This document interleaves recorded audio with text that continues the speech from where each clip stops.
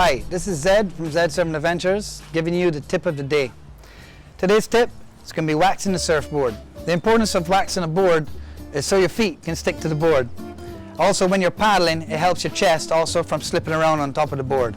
Surfboards nowadays are made from different materials such as epoxy, fiberglass, and they also have epoxy boards with soft coating on it. This tip of the day, we're going to be using an epoxy board. If you were to buy an epoxy board brand new and just went straight into the water, the surface of the board would be very slippery and it would be very hard for your feet to stick to it. So we're going to use wax. You can use either sticky bumps or Mr. Zog's sex wax, and these two are good to use on the board. We're going to start at the back of the board, which is the tail, where your back foot would be, and move right forward to where your front foot would be and to where your chest will be. So the first technique we're going to use is rubbing the wax right forward like this, and you have to just keep it going until you see wax developing. And as you wax, you're going to make sure that you don't go past these lines on the rails, because you don't want wax on the rails. Okay, so we keep going. This is where your foot would be, and you're just starting to spread it like a base coat so that you can get the wax going right up. I use forward motions, back and forward, tail to nose first, and then I start sideways motions like that.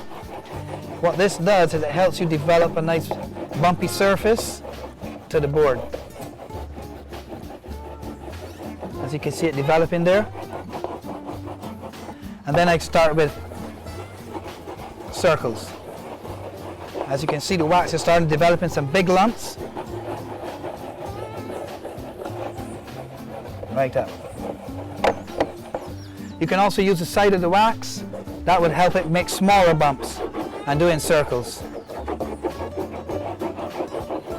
Now you want to emphasize where your back foot will be and where your front foot will be. Always remembering not to go past that rail and that line on the rail to make sure that no wax goes on the rails and slows the board down. Right, so this is where your chest will be. Start back to straight motion again. Sideways again. I mean, there's several ways to do waxing, but this is the way I do it, and it works fine for me for many years. And then circles. Now you also want to make sure that when you go to where your hands are going to be, where you push up, that there's wax there so that you don't slip about and your hands slip off the rails. Turn the wax on the side again and make some smaller bumps. For these egg style boards, mini miles, we don't have to go all the way up. We can stop like a foot before the nose. But for long boards, probably best to go right up to the nose and take it right through.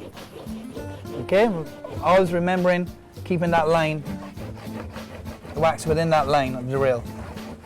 If you don't have a line on your board and it's just an all color, one color board, you just want to come like 1.5 inches off the rail, 2 inches. To sum it up in 3 main points, you want to make sure and put wax heavily in the areas where your back foot and your front foot are going to stand on the board, where you put your chest to lie down, also where you're going to put your hands to push up. The second main point, you want to make sure not put any wax on the rails of the board along here. This slows the board down. And then the third main point is only on the top of the board, never on the bottom. So this is Zed from Zed Surfing Adventures, wishing you a good day.